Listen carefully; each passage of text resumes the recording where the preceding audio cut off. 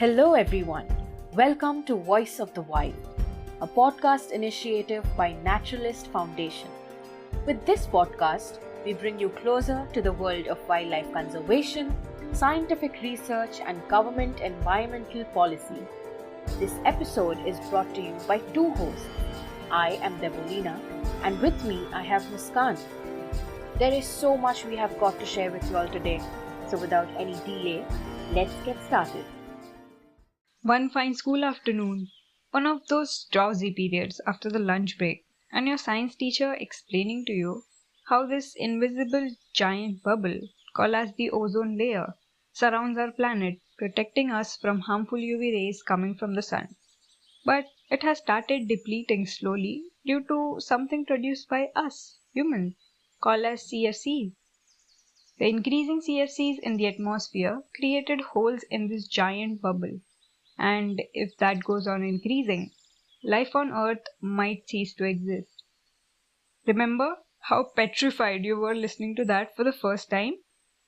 I remember I imagined myself withering away like a crisp and dying. So, for me, the biggest news of 2020 will be closing of the largest ozone hole over the North Pole, which has been a matter of worry for almost a few decades. But how did that happen? Back in the 1980s, scientists revealed ozone holes over the Antarctic region and took over the entire world by shock. The major cause of this was CFCs. Chlorofluorocarbons, or the CFCs, were a better alternative, non-toxic, non-inflammable, and very cheap, that were used in refrigerators, hairsprays, air conditioners, fire extinguishers, and everything else. Until later, it was discovered by the scientists to be mixing with the atmosphere, creating chlorine and eating up the ozone layer. Within a few years, a global agreement known as the Montreal Protocol for banning the use of ozone-depleting chemicals like CFCs was created. It was more like a rescue mission for the planet. 2000 marks the year to have observed the largest ozone hole by NASA. It sure did take a lot of time, but the way we have progressed in healing the ozone layer can have a bigger impact by giving us a roadmap for how we could tackle an even bigger atmospheric problem: climate change. Climate change is happening, resource depletion is happening, and it's not just fossil fuels, but the most essential element for all living beings. Fresh water is growing scarce day by day. As scientists keep looking into climate change and tracking ozone depletion or recovery, something to think about right now is what we can do about it. What can be done to protect the environment? Are there ways we can regulate the way we live to benefit the planet, the animals, and obviously us? Well, this is where living sustainably comes into the picture. Let's talk about what is sustainable living and what impact does it have on the environment. Sustainable living is a lifestyle that aims to reduce one's environmental impact in ways that are sustainable both for the earth and for the person.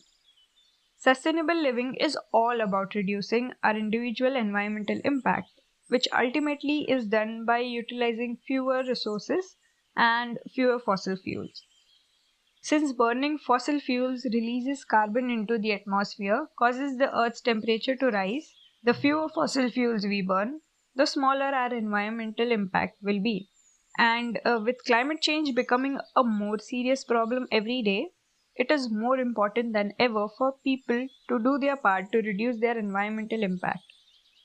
Demanding lawmakers and corporate institute laws or policies to help with this is extremely important, but lowering your personal impact can make a huge difference as well.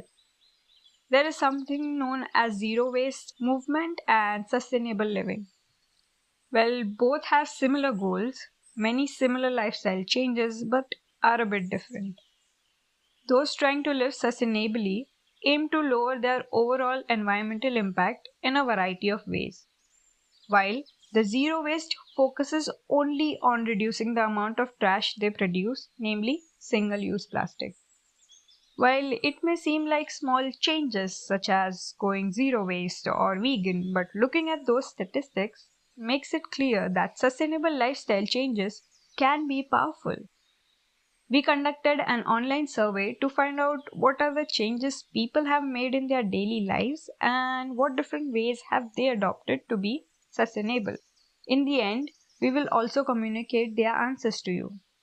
Many of you listening may have similar concerns and reasons, but might not know how to go about taking measures. Living sustainably often gets a bad reputation for being expensive. But if you do it right, it can actually be more affordable than the alternative. And therefore, you can end up saving a lot of money. So, with their help, we are sharing these economical and easy ways which you can do as well. We all have learnt about the 3 R's in school during EVS lectures, but applying these techniques in our lives is the most essential part. All help to cut down on the amount of waste that we throw away. They conserve natural resources, landfill space, and energy. So, the easiest first step is reusing as much as you can. When it comes to clothing and shoes, everyone likes to stay trendy and buy clothing or accessories that match their outfit. But instead of purchasing from big clothing stores, we can buy materials from thrift stores once in a while. They are affordable, eco friendly, and look just as flattering. You can also stylize your old clothes. Try some DIY. I am sure that you will get a lot of online videos for that. Slightly worn clothes can also be donated. Reducing the purchase and use of plastic, especially single use plastic, is very important. While metal straws, bottles, cloth bags, and carrying containers for food are convenient and cost effective as you can use them multiple times. Glass bottles can be used as decoration not only for aesthetic purposes but are also effective. Water from washing vegetables and rice can be used to water your own plants. And the last restore, recycling. Try to reduce and reuse as much as possible. And after that, whatever remains is recycled. Paper, glass, wood, metal, and even plastic can be recycled if separated from the wet waste as it contaminates them. E waste should be recycled because it turns up into these landfills and contaminates the areas with people living nearby those landfills. Precious metals can be obtained by recycling the e waste, and it also reduces pressure on these mining companies. First thing you do after listening to this podcast should be Googling recycling companies near you and not giving away everything to the kabadiwalas. Next step is reducing your household waste reaching landfills. Segregating waste as dry waste and wet waste is very important. Wet waste includes all the items that are organic, like food items, hygiene products, tissues, and toilet paper, as well as any spoiled item that can contaminate the recyclable. It can also produce methane gas, which is way more harmful than CO2 and is one of the gases responsible for global warming. A brilliant way to reduce wet waste from your kitchen is composting. Every part of the vegetable or fruit that's not edible can be used to make compost. It will not only reduce the waste, but it can be managed easily in your home in a clay pot. It doesn't take much space and can be used as fertilizers for your plant. Dye waste produce both recyclable and non-recyclable materials such as bottles, cans, clothing, plastic, wood, glass, metals, and paper. You can DIY and reuse as much as you can, and rest can be given further to recycle. Reducing toxic chemicals like phenyl, floor cleaner, dishwashing soaps, detergents, which are not only harmful to us but our environment as well. One eco-friendly alternative for all these toxic chemicals is bioenzyme from citrus fruit peel-offs. It will help you clean and it is not harmful for your skin. Amazing, isn't it? We will link down a video explaining the procedure about how to make it on your own. Other than this, you can make your own toothpaste, shampoos, and body wash. Lastly, I would like to say that it is important to know that we live on this planet. We do not own it.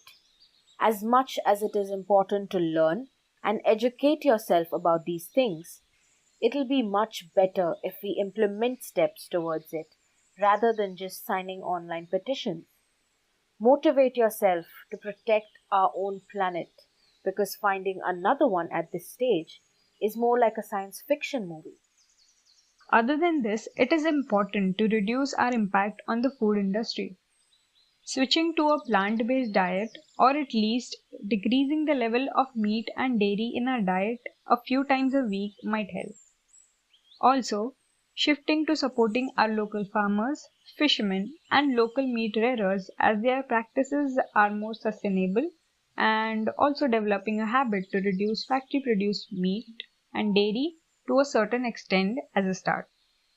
Factory farms pollute the environment and our drinking water, ruins rural communities, and harms the welfare of animals while increasing corporate control over our food. Factory farming is an unsustainable method of raising food animals that concentrate large number of animals into confined spaces. Also, remembering small details like switching off home appliances when not in need, saving water, switching to sanitary products like menstrual cup is key. When asked what led them to begin this journey, in summary, they said that it was because reality had struck them that was proven by scientific data and negative impacts could be observed right before their eyes in form of climate change, environmental degradation, global warming and habitat destruction. They realized that it isn't a choice to be sustainable and save the earth now, it is a necessity. It's high time, and if we don't stop and fix our ways, we may very soon see the perishing of resources, the extinction of species, and end of humankind. We may have the right to utilize resources, but don't forget that we have the responsibility to preserve and conserve and let biodiversity flourish so that our future generations can see the world as their ancestors did. Just imagine the possibility of formation of Earth with the right amount of atmosphere to support life, and that the future of this infinitesimally rare planet depends very much on how we humans, a mere blip on this planet's timeline, behave. Don't wait. Environment Day is every day. I hope all of you enjoyed this podcast. We will keep posting such content every week. Please like, share, and subscribe or follow us to stay updated. Also, please support us on Patreon to show appreciation towards our young team that creates and provides such informative content. Link is mentioned below in description. Thank you and see you next time.